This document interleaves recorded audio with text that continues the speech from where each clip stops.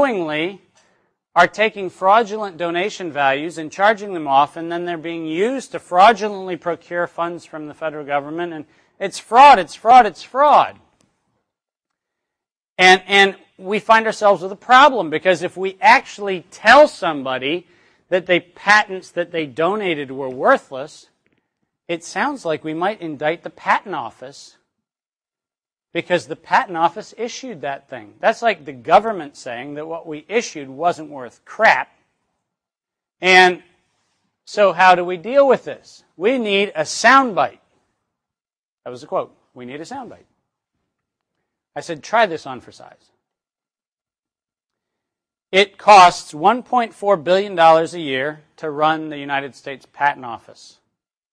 How much we spend every year to issue counterfeit innovation. $1.4 billion a year.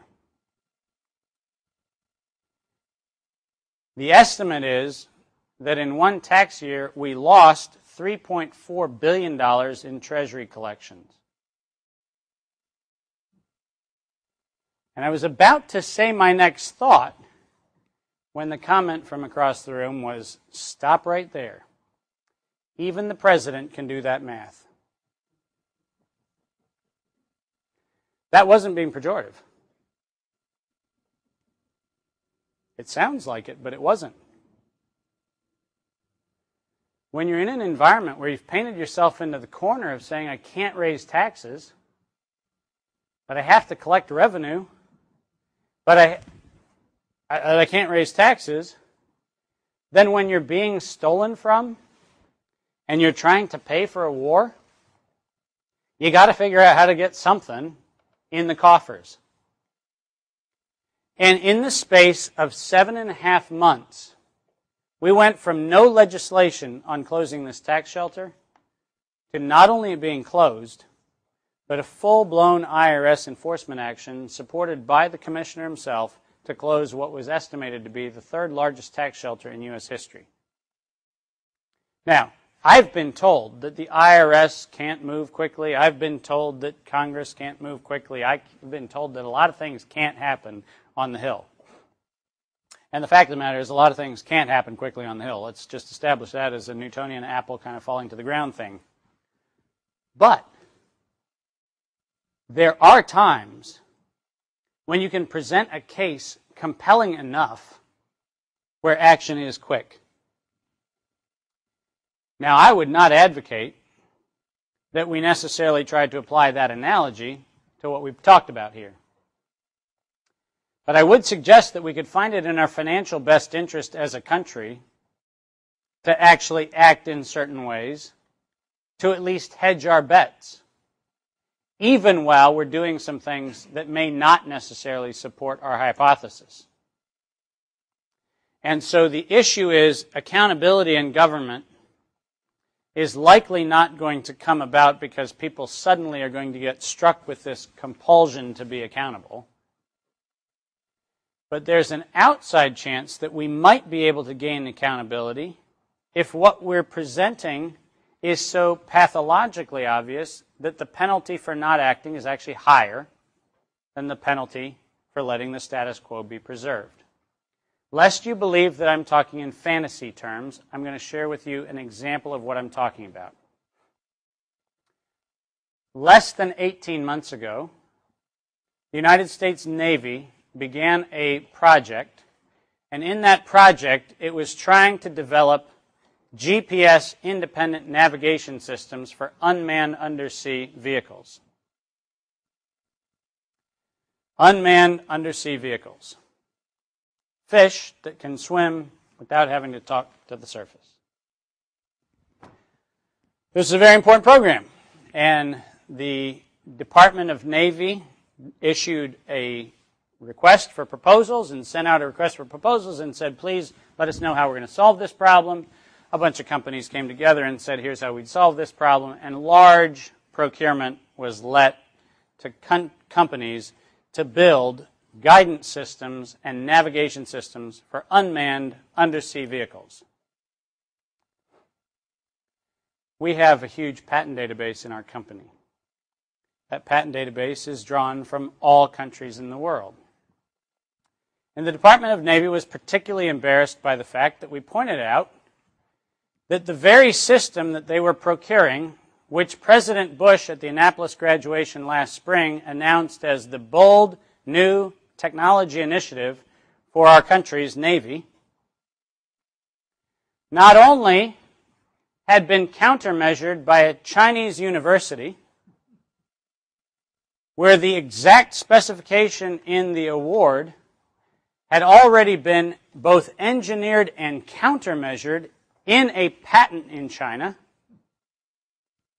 but more interestingly, that the Chinese university that had patented the countermeasure sent their patent application to the United States Patent Office and got a U.S. patent issued on the countermeasure for the system, which is the bold new direction for our fleet.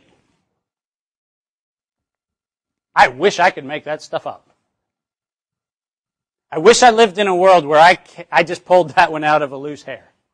Oh, I don't have hair. That's the problem. Let me tell you what happened there.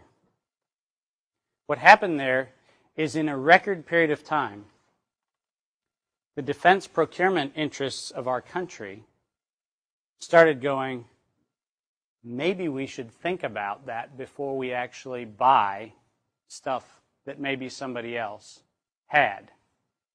And oddly enough, the Department of Defense is the first department, not the last, to actually procure through a filter that says, look to see if what you're buying is really unique and novel and new, or whether what you're buying has already been developed, commercialized, and countermeasured before you buy it.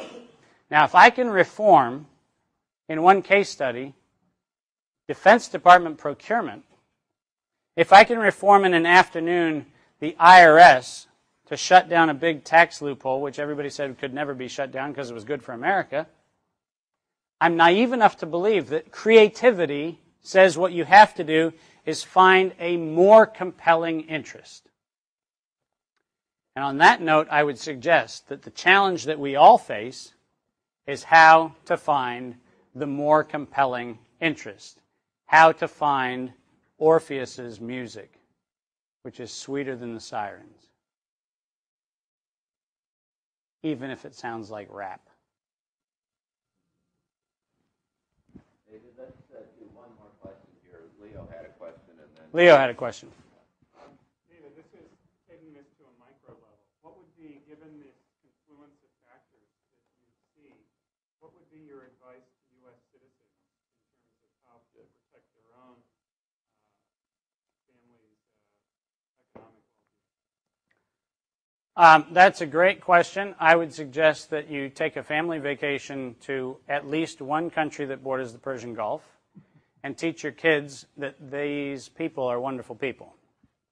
Number one, I think that you cannot do anything in the life of a spouse, a friend, a parent, a child that is more valuable than making sure that there's a place that doesn't hate you, that you can live. You can have good times. So that's number one. And by the way, that is not a touchy-feely answer, people. Despair comes from believing that you're on an island. That's where despair comes from. If you're not on an island, all of a sudden you at least are not on an island. It's actually a good thing. That's number one. Number two is find a currency that is largely not floating on the U.S. dollar.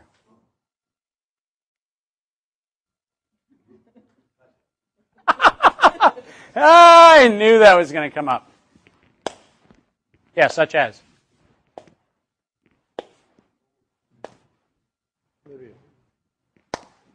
Libya.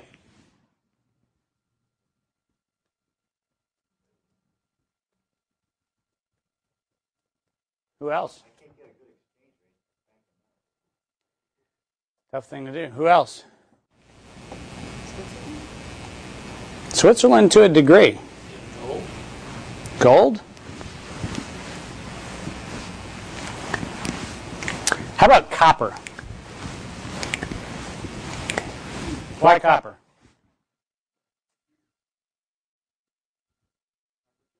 Yeah. How about silicon? How about commodities that you know are going to need to be there, like water purification polymers, like organic light-emitting chemicals? Like, how about looking at things that are not necessarily pure currency? Like looking at things that are likely to come out of the back end whole. The best answer to your question is answered in 1849. In 1849, there were a bunch of companies that started, and by 1890, most of them ceased to exist. Most of those companies were mining companies or had a mining interest. One of those mining companies was an 1852 unmitigated failure. It was named Kennecott.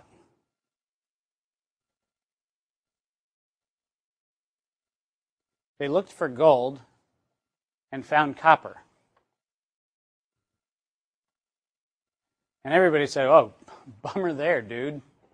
Nobody uses that much copper. There are only so many bullets that you need and so many pennies that you need. Well, pennies weren't steel. They were not copper in 1849. There's only so many things you do with copper. Until there was a thing called the Transcontinental Railroad. And when the Transcontinental Railroad was built, and you heard me right, railroad, and that's steel. Yes, I know I'm not in the wrong metal. There were trees that were planted along the railroad. The trees were planted in 150-foot increments all the way across the country. And on those trees, vines were hung. And through those vines, current passed. And the biggest winner of the California Gold Rush was Kennecott Copper Mine. Why? Because it was the knowledge economy, and what you had to do is move things faster than stagecoach and rail, and the only way you could do a wire transfer from the Bank of San Francisco to the Bank of New York was telegraph. And guess what? The first wire transfer of funds. Hold on a second. Wire transfer, that's a modern thing. That's an e-commerce thing. Yep. 1856. The first depository wire transfer was completed in a closed network on copper.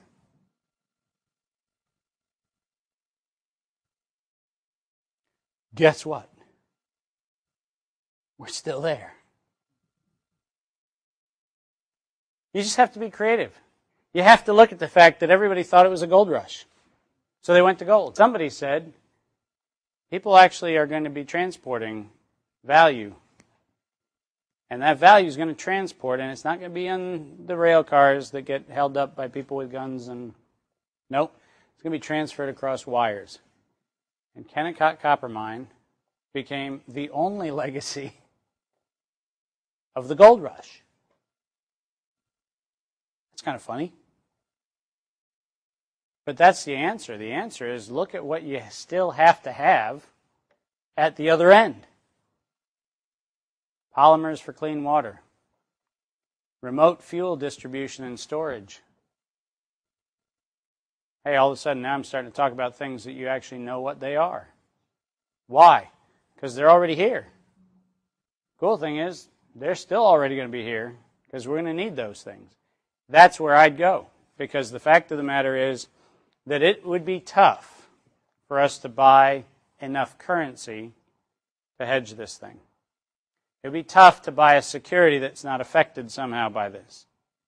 But it isn't tough to figure out how to get interest in necessary commodities, necessary chemicals, necessary structures, designs, engineering, and so forth and so on. And I would say that to answer the question the way you wanted me to, not the travel the world and hang out with people, but the other, that's where I'd go.